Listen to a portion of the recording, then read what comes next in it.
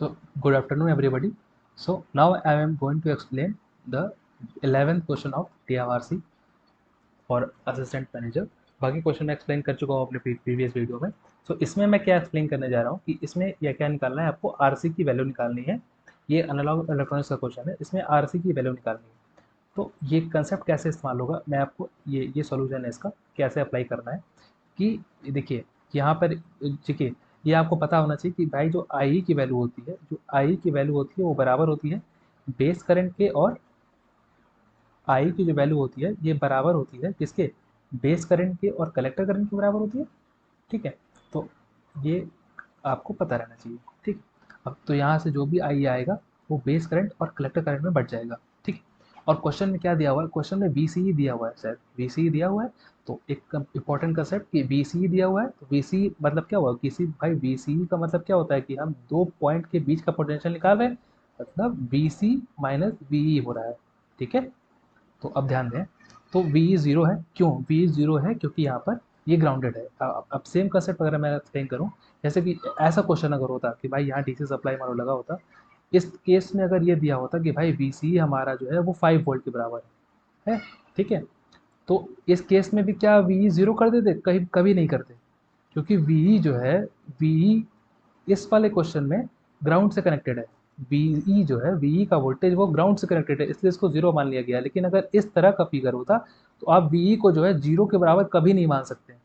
ठीक है, तो वी को मानेंगे क्या, वी को हम क्या मानेंगे, B is equal to will be given as emitter current I E into R E के बराबर मानेंगे। जीरो नहीं मानेंगे, जीरो कम मानेंगे जब ये डायरेक्टली ग्राउंडेड होगा। ठीक है, तो उस हिसाब से उस कंडीशन में आपको एक और कंडीशन या एक और पैरामीटर दिया रहेगा, जैसे पैरामीटर ये दिया हुआ है, ऐसे एक और पैरामीटर आपको दिया रहेगा, जिससे आप या तो अल्फा दिया रहेगा, जैसे अल्फा दिया रहेगा तो आप आराम से आई निकाल लेंगे। तो उस तरह से कुछ दिया रहेगा, कब, जब यहाँ पर आर ई रेजिस्टेंस देगा। लेकिन याद रखना, जब भी यहाँ पे आर ई रेजिस्टेंस दे देता है, आप बी को जीरो नहीं लिख सकते, जीरो नहीं लिख सकते, बी को इस तरह से रिप्रेजेंट करेंगे। फिर आप करेंगे कि भाई B C minus I E R E is equal to 5, उसके बाद जो पॉसिबल कैलकुलेशन होगी वो करनी होगी। ठीक है, तो इस तरह से ध्यान देना है। तो वही यहाँ पे क्या गया, क्योंकि यहाँ भी ये ग्राउंडेड है इसलिए इसको हम जीरो मान लिए। तो वीसी की वैल्यू 5 वोल्ट के बराबर होगी, मतलब वीसी मतलब यहाँ वाला वोल्टेज हो गया, वीसी जो वैल्यू होगी 5 वोल्ट के बराबर होगी। अब आप सिंपल यहाँ पे एक केशियल कंसेप्ट लग गया कि भाई दो वोल्टेज सोर्स है, एक वीसीसी है जो कि हमारा आई थिंक 15 वोल्ट पर है, 15 वोल्ट दिया हुआ क्वेश्चन में, और वीसी की वैल्यू डायरेक्टली जो है 5 वोल्ट के बराबर होगी। यहाँ से जो करंट बहेगी वो आई बहेगी। आई क्यों बहेगी, इसका वजह ये है कि ये है तुम्हारा बेस, बेस पे तो भाई देखो बेस करंट बहेगी।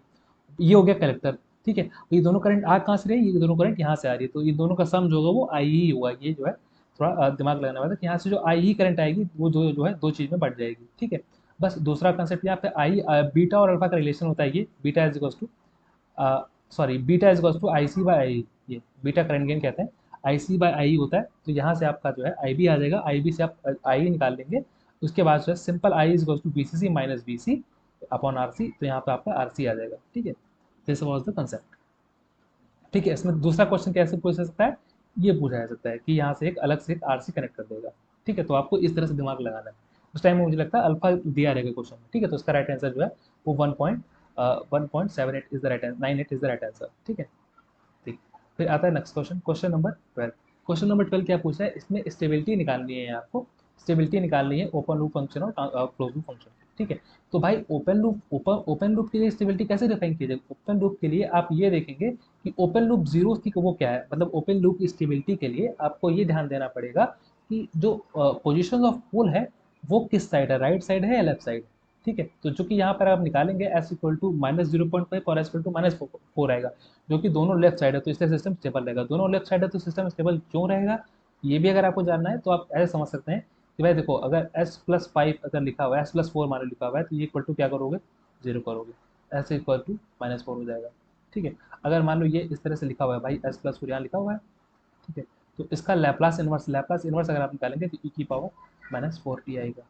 ठीक है, 40 आएगा। अब देखो 40 अगर आ गया, 40 आने के बाद इसका Laplace inverse 40 into U T है, क्योंकि ये मोस्टली जो सिस्टम होता है वो कैजुअल होता है। कैजुअल मतलब कि टी पॉजिटिव के लिए ही कंसिडर किया जाता है, तो हमेशा यू टी हम लिख देते हैं। ठीक है, यू टी आ गया। अच्छा, अगर यू टी आ गया इसका मतलब भी क्या है, टाइम की जो वैल्यू है होगी वो पॉजिटिव साइड के लिए होगी।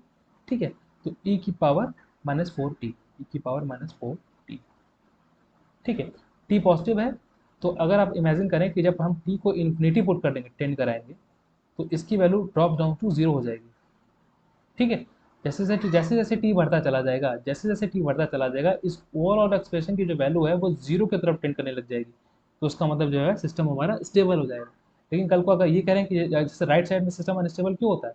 अनस्टेबल इसलिए होता है क्योंकि जैसे कि हमारे पास ये सिस्टम है e⁴t, इसका अगर लैप्लास ट्रांसफॉर्म आप लिखते हैं तो क्या आएगा, 1/s-4 के बराबर आएगा। तो भाई इसका जैसे जैसे टी बढ़ेगा वैसे वैसे ये और टेंड कर जाएगा इन्फिनिटी को, तो इन्फिनिटी को टेंड करेगा तो ये सिस्टम अनस्टेबल कहलाएगा।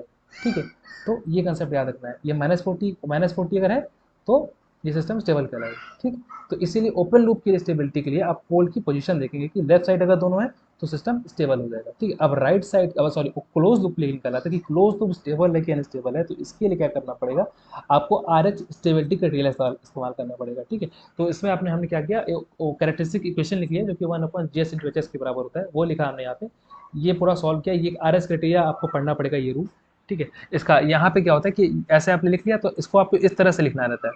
उसके बाद इसका कोफिशिएंट यहाँ, फिर इवन पावर के कोफिशिएंट यहाँ, मतलब ये 2 का यहाँ 0 इज ऑल्सो इवन, इसका कोफिशिएंट यहाँ, इवन पावर का कोफिशिएंट यहाँ लिखा रहेगा, ऑड पावर का कोफिशिएंट जो होगा वो यहाँ लिखा रहेगा, देखो ऑड पावर का कोफिशिएंट यहाँ लिखा होगा।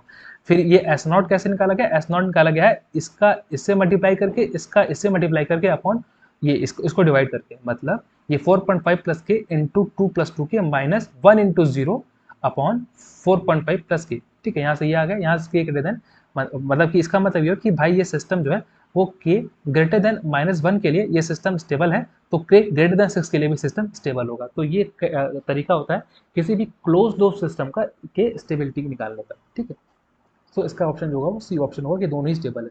ठीक, ओपन लूप क्यों स्टेबल है, क्योंकि दोनों pole right side left side lie कर रहा है। और क्लोज लूप इसलिए स्टेबल है क्योंकि इस गिवन केस के मान लो इसमें ये दिया होता है कि भाई के की जो वैल्यू आपको लेनी है वो कुछ भी मान लो नेगेटिव देखिए, नेगेटिव के लिए के नेगेटिव के लिए चेक करो कि स्टेबल है कि अनस्टेबल है, तो भाई ये पूरी तरीके से अनस्टेबल होगा। या कि ऐसे ही दिया था कि लेस देन -5, -5 से छोटा होना चाहिए, तो ये पूरी तरीके से अनस्टेबल सिस्टम हो जाएगा। लेकिन यहाँ दिया क्या हुआ है, के ग्रेटर देन 6 है, इसीलिए सिस्टम जो होगा ये स्टेबल सिस्टम होगा। क्यों, क्योंकि स्टेबल सिस्टम इसलिए क्योंकि के की इस वैल्यूज के लिए यहाँ पर कोई भी साइन चेंज नहीं हो रहा है। यहाँ पर अगर कोई भी साइन चेंज नहीं हो रहा है, इसका मतलब सिस्टम जो है वो स्टेबल। ठीक है, तो राइट आंसर इज सी। अब आता है क्वेश्चन नंबर 13 पे। 13 में क्या हो, 13 में एक बहुत अलग क्वेश्चन था जिसमें हमको स्ट्रिंग एफिशिएंसी निकालना था। इसके लिए 4 यूनिट दिया हुआ है, हम आमतौर पे पढ़ते हैं 3 यूनिट, लेकिन यहाँ पर 4 यूनिट दिया हुआ है, तो आप कैसे करेंगे इसको? देखिए मैं ये हम लोग फॉर्मूला पढ़ते हैं जो 4 यूनिट का फॉर्मूला है, जहाँ पर के की वैल्यू जो होती है, के जो होता है ये कांस्टेंट होता है, स्ट्रिंग कांस्टेंट कह सकते हैं, CM/CS के बराबर होता है। ये होता है म्यूचुअल कैपेसिटेंस और ये सेल्फ कैपेसिटेंस। ठीक है, तो ये स्ट्रिंग एफिशिएंसी का फॉर्मूला होता है, लेकिन ये 3 के लिए वैल्यूड होता है। ठीक है, तो इसमें एक्चुअल फॉर्मूला जो पढ़ते हैं हम लोग वो इस्तेमाल होगा कि efficiency is given as sum of all the voltage upon number of string into सबसे लोवेस्ट वाला वोल्टेज का होता है। अब आमतौर पे बच्चों को ये डाउट होता है कि ऊपर V1 था यार नीचे V1 था, तो ये ऑर्डर आपको जो है बहुत अच्छे तरीके से याद रखना है कि ऊपर V1 होता है सबसे हाईएस्ट वोल्टेज, फिर V1 V2 V3 V4। क्यों? क्योंकि इसमें यहाँ लिखा हुआ है कि voltage across the bottom most unit is 33% of total voltage. Bottom मतलब ये B4 की बात कर रहा है कि B4 की वैल्यू जो दी है वो 0.33 इंटू ई सब के बराबर दी हुई है। ठीक है, तो ये बात बहुत जरूरी है कि किस ऑर्डर में लिखा होता है। तो अब देखिए ये वाला आप अगर ये फॉर्मूला बच्चे जनरली याद करके जाते हैं, लेकिन ये इस्तेमाल नहीं हुआ DMRC क्वेश्चन में। इस क्वेश्चन में ये इसमें नॉर्मल कंसेप्ट इस्तेमाल होगा, जो नॉर्मल कंसेप्ट हम लोग पढ़ते हैं कि efficiency is given as sum of voltage upon n number of string into number of string या number of voltage into V4 मतलब कि सबसे छोटा सबसे लास्ट वाला वोल्टेज। ठीक है, तो इसमें क्या लिखा हुआ है, सबसे लास्ट वाले यूनिट का, सबसे लास्ट वाले यूनिट का जो है ये टोटल, ये देखो 33% ऑफ टोटल वोल्टेज, तो 33% ऑफ टोटल वोल्टेज क्या हो जाएगा, सबका समीशन हो जाएगा V1 V2 V3 V4। ठीक है, तो ये समीशन करेंगे तो V4/0.33 आ जाएगा। इस फॉर्मूले में पुट करेंगे, इसको रिप्लेस कर दिया हमने इससे, और ये V4 नीचे था तो यहाँ पे 75% आंसर आ जाएगा। ये एक बहुत ही यूनिक क्वेश्चन था जो गेट वगैरह में पूछा जा सकता है, क्योंकि इसमें डायरेक्ट फॉर्मूला इस्तेमाल नहीं हो रहा है। ठीक, हाँ अब आता है क्वेश्चन नंबर 14। क्वेश्चन नंबर 14 ये बताना है आपको, इसका मैं थ्योरेटिकल पोर्शन एक्सप्लेन करूंगा, लेकिन जो लोग पढ़ चुके हैं वो लोग ज़्यादा अच्छे तरीके से समझ पाएंगे कि इसका एक्चुअल कर कैसे रहे हैं, कि कैसे बताया जाता है। इसका मैं अलग से वीडियो बना सकता हूँ कि इसमें एक्चुअली करते कैसे हैं, कि ये बताने के लिए कि कैसे राइट पोल है ये, या कितने राइट में है कितने लेफ्ट में है। तो इसका सिंपल कंसेप्ट ये होता है कि आप आर एस क्राइटेरिया लिखिए। आर एस क्राइटेरिया के लिए कैरेक्टरिस्टिक इक्वेशन मैटर करती है, ये सबसे ज़्यादा बच्चों को डाउट होता है कि भाई देखो यहाँ पर क्लोज लूप ट्रांसफर फंक्शन दिया हुआ है, क्लोज लूप ट्रांसफर फंक्शन दिया हुआ है, close loop transfer function is given as g into H upon 1 plus G into H. और आर एच क्राइटेरिया के लिए जो हम इस्तेमाल करते हैं वो होती है कैरेक्टरिस्टिक इक्वेशन। कैरेक्टरिस्टिक इक्वेशन मतलब ये नीचे वाली चीज़ होती है। तो आप ऐसा नहीं, अगर ये क्लोज लूप सिस्टम दे दिया है तो आप ऐसा नहीं करोगे 1 plus G H into H upon 1 plus, तो फिर गलत हो जाएगा। आर एच क्राइटेरिया के लिए हम क्या इस्तेमाल करते हैं, कैरेक्टरिस्टिक इक्वेशन का इस्तेमाल करते हैं, जिसको हम 1 प्लस जी इंटू एच से रिप्रेजेंट करते हैं। ठीक है, तो बस वही ध्यान देना था यहाँ पे कि जो नीचे वाला एक्सप्रेशन है यही है एक्सप्रेशन हमारा। ये क्या है, जी into H upon 1 plus G into H. तो जब आप कंपेयर करेंगे उससे तो आपको पता चलेगा कि 1 प्लस जी इंटू एच की जो वैल्यू है, 1 प्लस जी इंटू एच की जो वैल्यू है वो इसी के बराबर है। यही हमारी कैरेक्टरिस्टिक इक्वेशन है। ठीक है, फिर यहाँ पे ये निकालेंगे, फिर आप फिर यहाँ पे फिर वही x cube S square S और वन। एस क्यूब मतलब जो भी ऑड पावर्स ऑफ वन होंगी, जो भी ऑड पावर ऑफ वन के कोफिशिएंट्स होंगे, जैसे इसका कोफिशिएंट वन है, वन के बाद 3 ऑड पावर होता है इसका कोफिशिएंट के। इसी तरीके से टू का टू मतलब कि जितने भी इवन पावर के कोफिशिएंट्स हैं वो यहाँ लिखे जाएंगे। देखो एस स्क्वायर का यहाँ, ठीक है, और यहाँ पे ये जीरो, जीरो का मतलब यहाँ। ठीक है, यहाँ वाला वैल्यू कैसे निकाला गया है, 2 इंटू 6 माइनस 1 इंटू 10 अपॉन 2। ये ऑर्डर याद रखिएगा, अगर आप ऑर्डर गलत कर दिए, जैसे कि आपने ये कर दिया कि भाई 10 इंटू 1 माइनस 2 इंटू 6 अपॉन 2, तो गलत हो जाएगा आंसर। इधर से चलते हैं, पहले हमेशा ये सॉल्व करते हैं। ठीक है, 2 इंटू 6 माइनस 1 इंटू 10 अपॉन 2, इससे हमारा 1 आ जाएगा, यहाँ पे 1 आ जाएगा, बाकी यहाँ पे 0 आ जाएगा। 0 क्यों आएगा, क्योंकि देखो ऐसा एक्सप्रेशन बन जाएगा 1 6 0। ठीक है, 2 10, जब नहीं है तो 0। ठीक है, यहाँ पे अपने 1 पा गया। भाई यहाँ के लिए क्या करना पड़ेगा, यहाँ के लिए ये करना पड़ेगा 2 into 0 1 into 0 upon 2 will result in 0, इसलिए यहाँ पे ये 0 आ जाएगा। ठीक है, फिर फिर यहाँ से सेम वही परफॉर्म करना है, तो यहाँ पे फाइनली 10 आ जाएगा। क्योंकि यहाँ पर कोई भी साइन चेंज नहीं हो रहा है, तो इसलिए नो साइन चेंजेस मतलब कोई भी राइट साइड पोल अवेलेबल नहीं है। कोई साइन चेंज नहीं हुआ, इसका मतलब सिस्टम जो हमारा स्टेबल है, इसलिए all pole must lie on the left hand side. ठीक है, अगर मान लो यहाँ पर ये हुआ होता प्लस प्लस टू सॉरी, इस तरह से हुआ होता कि 1 आ गया, -2 आ गया और 3 आ गया, तो प्लस से माइनस एक साइन चेंज, माइनस से प्लस एक साइन चेंज, तो +1 +1 मतलब overall 2 sign changes has occurred, so 2 poles lie on the right hand side. ठीक है, तो इस तरह से आपको समझ आना चाहिए अच्छे तरीके से कि कैसे हम डिसाइड कर रहे हैं, क्या कर रहे हैं। सिंपल कैरेक्टरिस्टिक इक्वेशन हासिल की, यहाँ सबसे बड़ी गलती बच्चे क्या करते हैं कि इसमें लगाने लगते हैं, तो ये नहीं, इसमें क्लोज लूप सिस्टम बोल ही दिया ट्रांसफर फंक्शन, तो आपको ये ध्यान देना है। ठीक है, यहाँ से आ जाएगा, यहाँ से आपका आंसर आराम से आ जाएगा। 1 प्लस जी एस आपने निकाला, उसके बाद जो है उसके बाद आपने क्या किया, 1 प्लस जी एस निकाला, कैरेक्टरिस्टिक में ऐसे रखी, आर एस क्राइटेरिया लगाया, कोई भी साइन चेंज नहीं हो रहा, इसका मतलब कोई भी राइट साइड में हो पोल अवेलेबल नहीं। ठीक है, अगर आपको इसकी जरूरत पड़ती है मैं इसको एक्सप्लेन करूंगा अपनी अपकमिंग वीडियोज में ये कैसे अप्लाई करते हैं। ठीक है, तो ये कंसेप्ट इसमें इस्तेमाल होता है। तो right answer for this is C I think, या 0, कोई भी राइट साइड में लाइक नहीं कर रहा, ऑल 3 जो है लेफ्ट में लाइक कर रहे हैं। लेफ्ट में क्यों लाइक कर रहे हैं, क्योंकि सिस्टम स्टेबल है, स्टेबल के लिए हमेशा लेफ्ट साइड में लाइक करता है। ठीक है, अब आता है क्वेश्चन नंबर 15। क्वेश्चन नंबर 15 में क्या है, क्वेश्चन नंबर 15 में क्या है कि रेजोनेंस, रेजोनेंस में दिया हुआ है सिस्टम रेजोनेंस में। रेजोनेंस का मतलब यही होता है, पहले बात याद, एक्स इक्वल टू एक्स और एक्स इक्वल टू वाई और कॉस वाई इक्वल टू 1। अब इसमें ये आपको, यहाँ तो चलिए आसान क्वेश्चन था, लेकिन कल को एग्जाम में बहुत इंपॉर्टेंट क्वेश्चन पूछा जाता है कि भाई रेजोनेंस में, रेजोनेंस में मतलब z इक्वल टू आर के बराबर होगा, मतलब cos phi is equal to R by Z के बराबर होगा। तो फाई इक्वल टू क्या आ जाएगा, 1 हो जाएगा। जब फाई 1 हो जाएगा तो यहाँ पर ये वाला फाई 0 हो जाएगा। तो इस तरीके से चीज़ें आपको याद रखनी पड़ती है।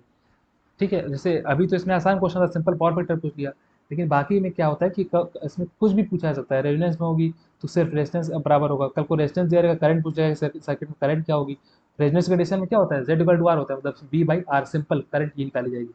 नो मैटर एल एल कितना लगा है, सी कितना लगा है, वो दोनों एक दूसरे को बैलेंस कर देते हैं, तो सिंपल आई जो है आप इस फॉर्म से निकालेंगे। इसलिए जो है ये कंसेप्ट पता रहना चाहिए कि at resonance condition Z equal to R के बराबर होता है। ठीक है, इक्विवेलेंट इंपेडेंस जो होता है वो रेजिस्टेंस के बराबर हो जाता है। ठीक, उसका आंसर सी हो जाएगा। अब आता है क्वेश्चन नंबर 16। इस 16 क्वेश्चन भी जो है बहुत अच्छा क्वेश्चन है, ये आपको अच्छे तरीके से याद रखना है कि कन्वोलूजन इन टाइम डोमेन, ये एकदम रटे रहना चाहिए आप, कि convolution in time domain is equal to multiplication in frequency domain. ये बहुत ज़्यादा आपका टाइम बचाएगा। ठीक है, तो एक ही पॉट टू टी यू टी का जो लैप्लास ट्रांसफॉर्म होगा 1/(s-2) के बराबर होगा, और टू यू टी का क्या होगा, 1/2 के बराबर होगा। तो इन दोनों का कन्वोलूजन लिया, convolution takes a lot of time, तो ये कंसेप्ट ही जो है इस्तेमाल होता है, आपको एकदम याद रखना चाहिए। तो जो तो मल्टीप्लाई करेंगे तो 1/2 के बराबर हो जाएगा। ये कंसेप्ट जो है, इस कंसेप्ट, अदरवाइज अगर आप इसका कन्वर्जन करने जाएंगे तो जो बहुत ज़्यादा टाइम ले लेगा। ठीक है, तो आप ऑप्शंस के थ्रू जाइए, आराम से आपका आंसर आ जाएगा। South sorry D. ठीक है, तो बस मैं बाकी चीज़ मैं बाद में नेक्स्ट अपने नेक्स्ट वीडियो में एक्सप्लेन करूँगा। Thank you.